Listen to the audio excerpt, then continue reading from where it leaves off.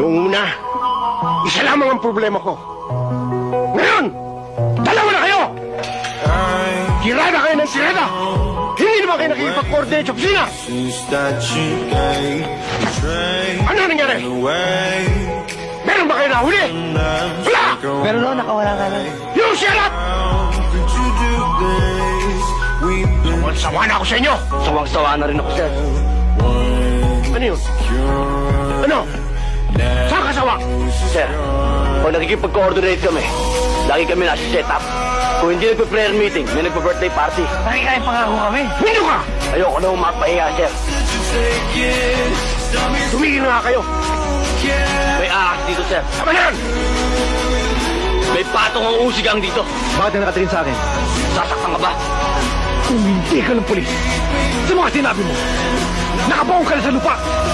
Kung hindi ka lang tenyente, hindi ka pa nagsasalita. May manhole ka na sa ulo. Ah, ganon!